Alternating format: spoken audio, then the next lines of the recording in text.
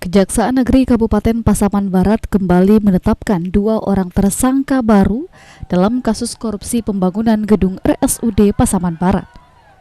2 tersangka baru tersebut merupakan mantan PLT Direktur RSUD berinisial HW selaku pengguna anggaran dan PPK dan inisial MY selaku manajemen konstruksi. Saat penahanan, puluhan keluarga tersangka inisial HW terlihat menangis histeris di depan kantor kejaksaan setempat karena mereka menilai tersangka tidak bersalah dan hanya menjadi korban.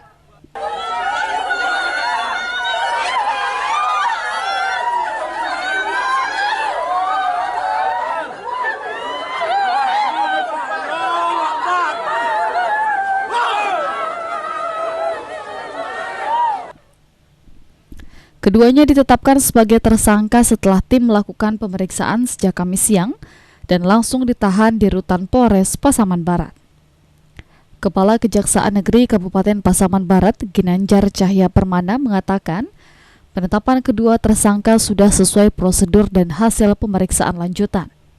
Hingga hari ini, tim penyelidik sudah menetapkan 7 tersangka. Menurutnya dalam pengembangan tidak menutup kemungkinan akan ada tersangka baru lagi.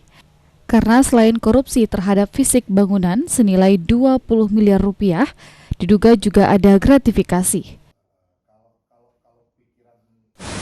Kami penyidik dari Kejaksaan Negeri Pasaman Barat pada hari ini juga telah menetapkan 2 orang tersangka yang berinisial HW.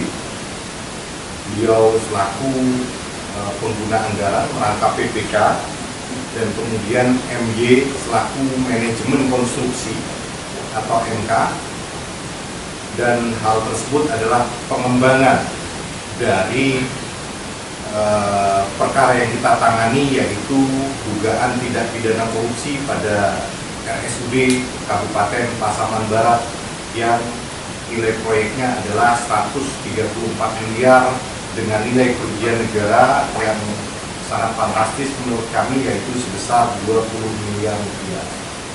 Sementara itu, tim penasehat hukum tersangka HW menilai kliennya menjadi korban dalam kasus tersebut.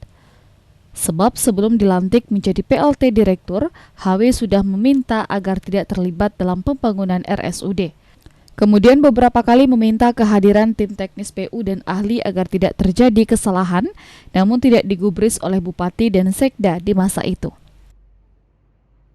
Jika termin tidak dicairkan, beliau akan memberhentikan pekerjaan. Tentu ini akan merugikan negara. Kenapa? Karena jika pekerjaan mangkrak, sementara termin sudah dicairkan bahkan melebihi 60 miliar. Bagaimana jika pekerjaan ini mangkrak? Jadi beliau sebagai PLT PA saat itu yang didefinitifkan 1 Oktober sangat hati-hati sekali. Diminta auditor nggak dikasih, diminta tim teknis nggak dikasih, kemudian audit eksternal nggak dikasih juga.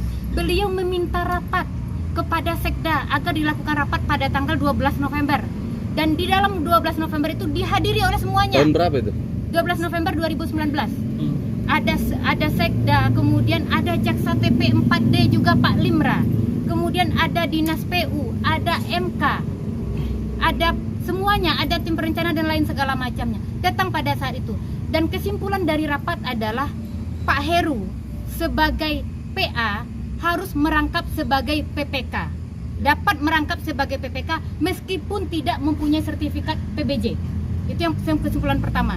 Kesimpulan yang kedua adalah bahkan Jaksa TP 4D sendiri menyatakan termin Agus itu harus segera dicairkan.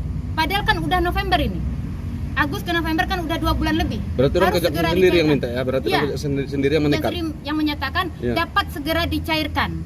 Kenapa? Karena takut progres pekerjaan tidak berjalan. Hingga saat ini Kejaksaan Negeri Pasaman Barat sudah menetapkan 7 tersangka dalam kasus korupsi mega proyek tersebut. 5 diantaranya dititip di Rutan Polres setempat, 1 tersangka berada di LP Sukamiskin dalam kasus lain, dan 1 tersangka lagi masih dirawat di Rumah Sakit Yarsi karena dalam keadaan sakit.